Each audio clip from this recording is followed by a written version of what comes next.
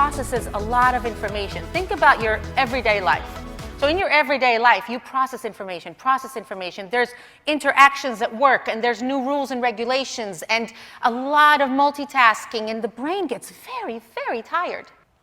And because of that reason, because the brain gets so tired from processing all that information, the brain prefers not to create any change.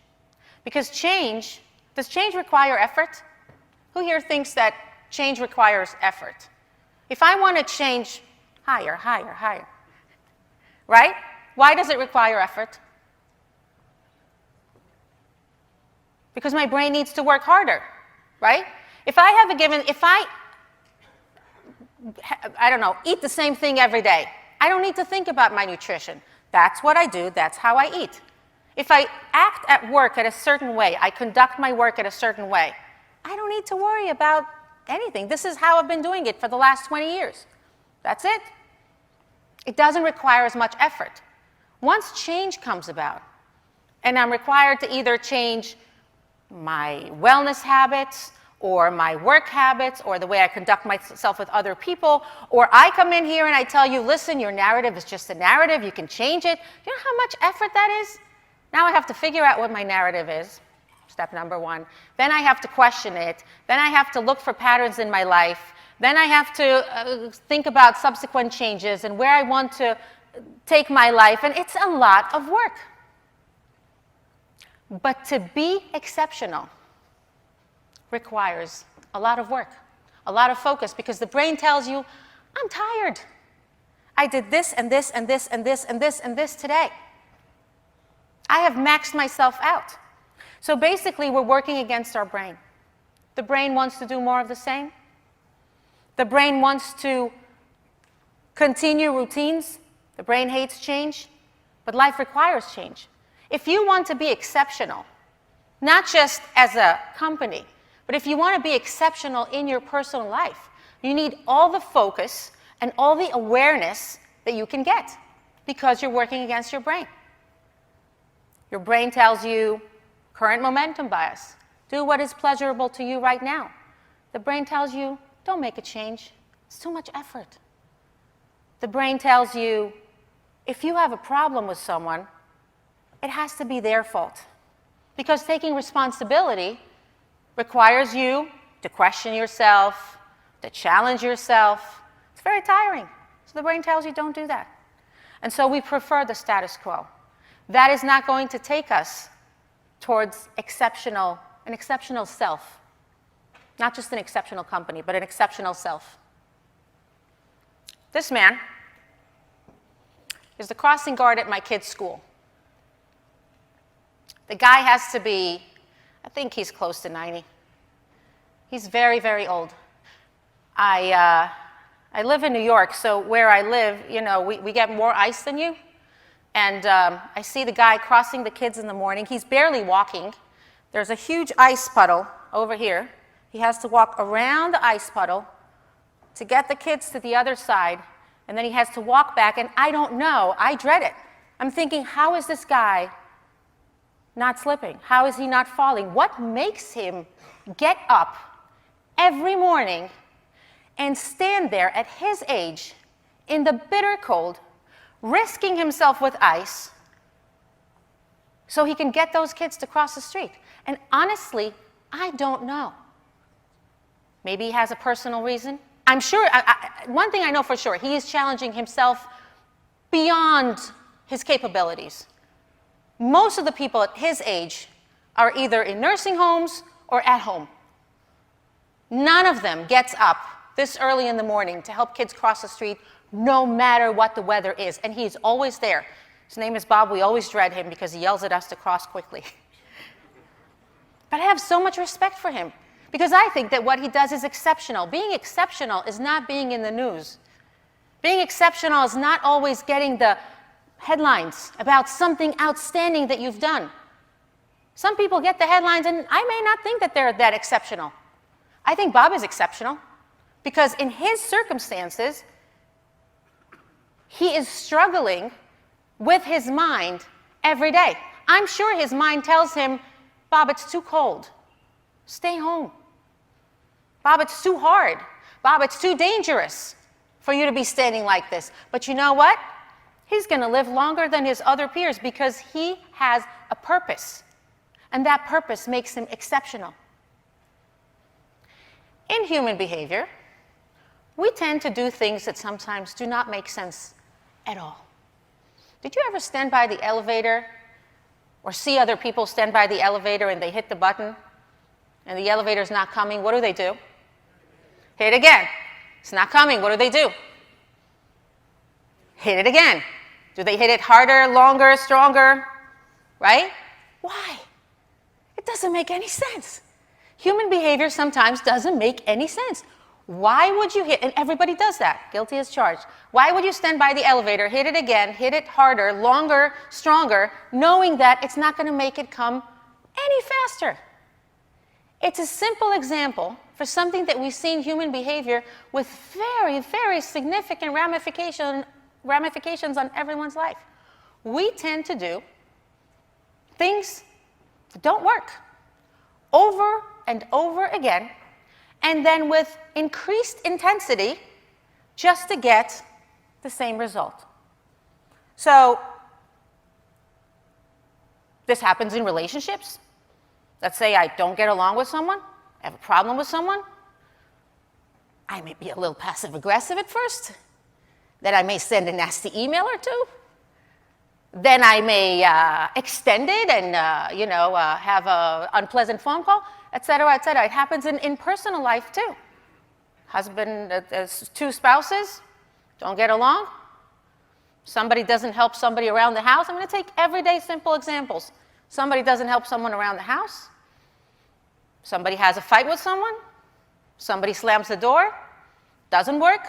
Burst out crying. Doesn't work. Have a bigger fight. Doesn't work. Slam the door and leave the house. Do you get the help that you want? Probably not, because you're doing more of the same and then with increased intensity. And so in our professional life, in our work with people in our teams, in the way we conduct ourselves professionally, a lot of times because of the narrative in our head, we tend to do more of the same and then with increased intensity and find ourselves stuck in cycles. And then we get very frustrated. And you question yourself, am I doing more of the same in my career, in my interactions with other people, in the choices that I make, in the nutrition that I have, in my wellness, whatever it is? Am I doing that? Wait a minute. I think I am doing more of the same. Let's try something different. And so a lot of our behavior is not, we're not aware of why we do what we do. We just look at the result and say, oh my gosh, here I am again. Same result. So frustrating. Why does it always happen to me? But when you're able to notice what your patterns of behavior are, it's very empowering, because then you say, wait a minute, this is repeating, here I've done more of the same, let me try something different. And all of a sudden, you know what happens? Let me tell you something. You get a different result. And now let's talk a little bit about motivating other people, because I think we're pretty clear that we need to keep ourselves focused and with a detailed plan when it comes to ourselves. But how do we motivate other people as leaders? And so there are two types of motivators when we work with other people. There are intrinsic motivators and extrinsic motivators. The intrinsic motivators have to do with a person feeling wonderful about themselves. And the truth of the matter is that no matter what your narrative is, the strongest urge a person has is to be loved and validated. Social media is centered around that. When somebody puts a photo on Facebook, no matter what the photo is, everybody says what? Amazing, beautiful, wonderful, whatever it is. It validates your story about yourself that you are wonderful. We all want to think that we are wonderful. And so the intrinsic motivators are about a sense of belonging and a sense of feeling good about yourself. The extrinsic motivators are things like a promotion, a monetary motivator, a bonus, things like that. And research clearly shows us that the intrinsic motivators, creating a sense of belonging and validating people's good feeling about themselves, is far stronger than the extrinsic ones. Everybody wants to look in the mirror and see a lion. Everybody wants to feel great. And so when you're able to cause the other person to feel great about themselves, they are going to do anything for you. You know that research shows that giving someone a compliment triggers the same area in the brain as receiving cash. So think about it that way. Every day, you go around the world, and you have a stack of hundreds in your hand, just to give out. Hundreds, hundreds, hundreds. Nothing is missing in your checking account. You give them out. Hundreds, hundreds. And all of those people feel wonderful. They look in the mirror, they are kittens, and they see lions.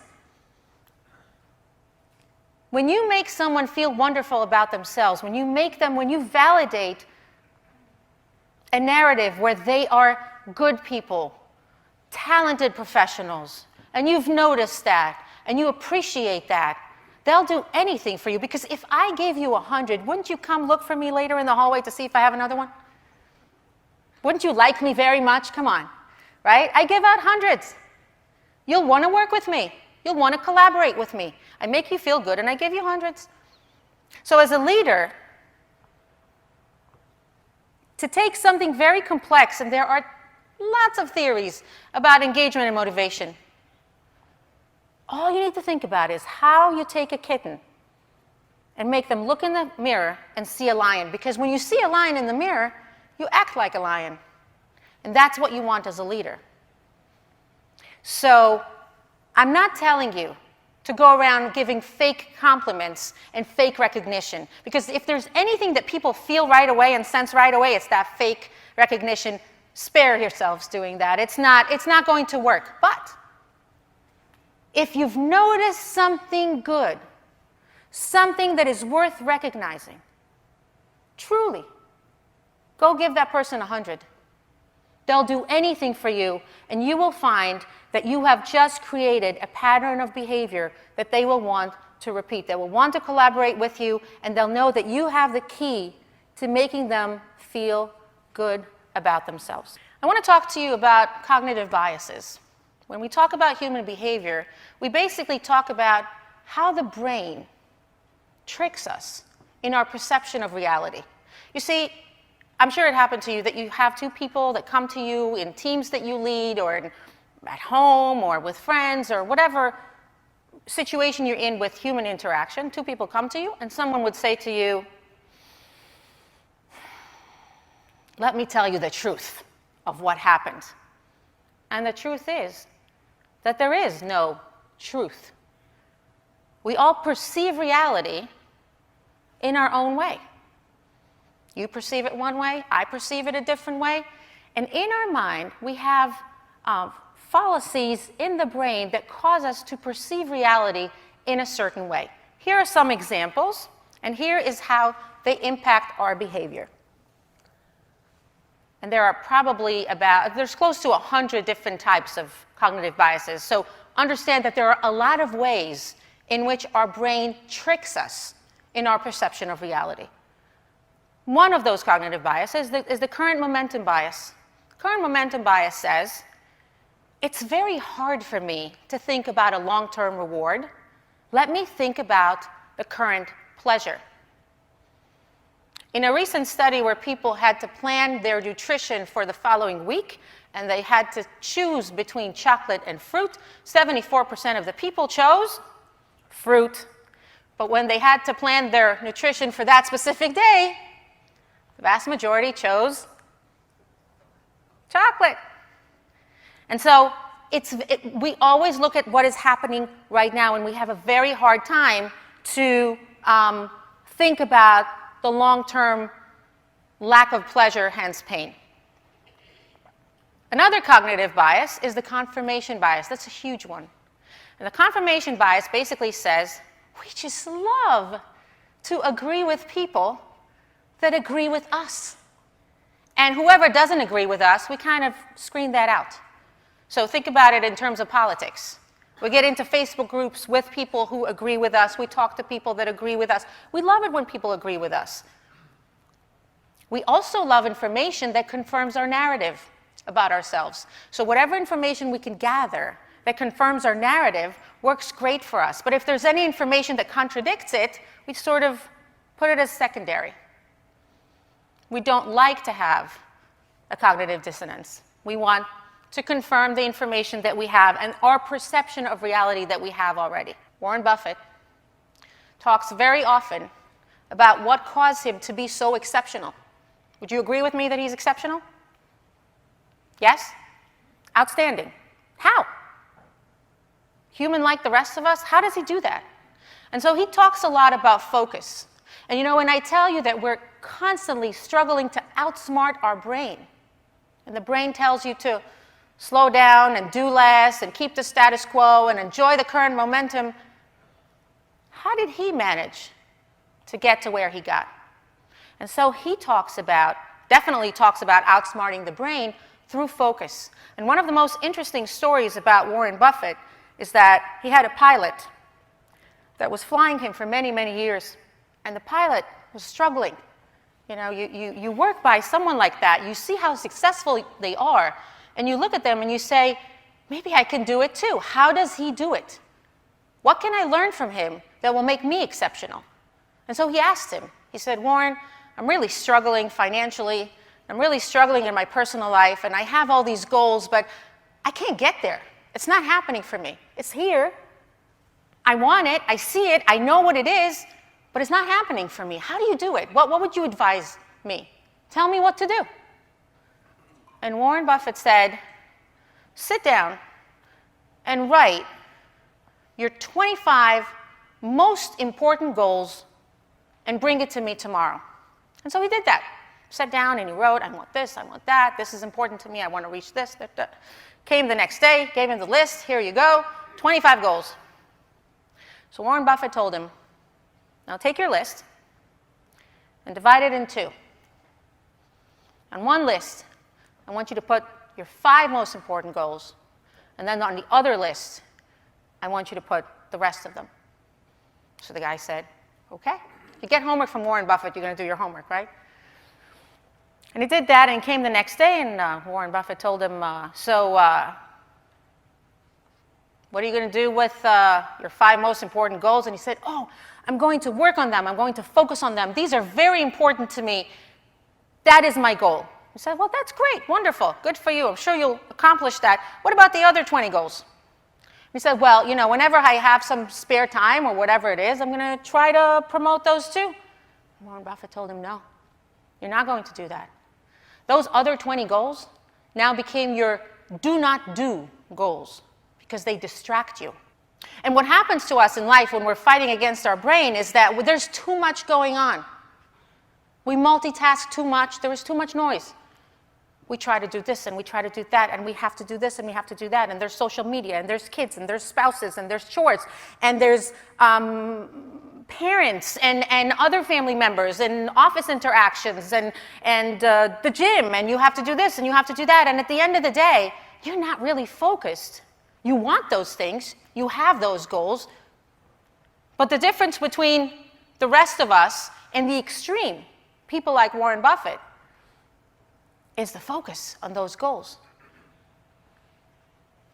And so the question becomes, how do we block the noise?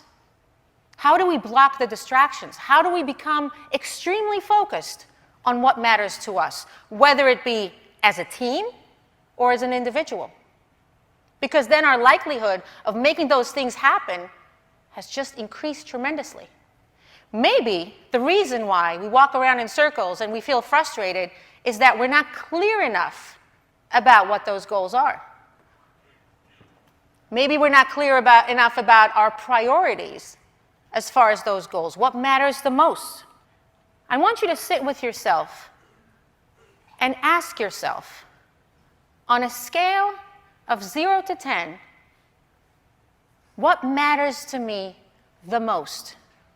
If you were talking to Warren Buffett and he told you pick the 5 to do, put the other 20 as a do not do until you've accomplished the 5, what are the things that are the most important for you at this point. And if you've rated it at 10, and you're clear with yourself that it's a 10, you don't need to be motivated.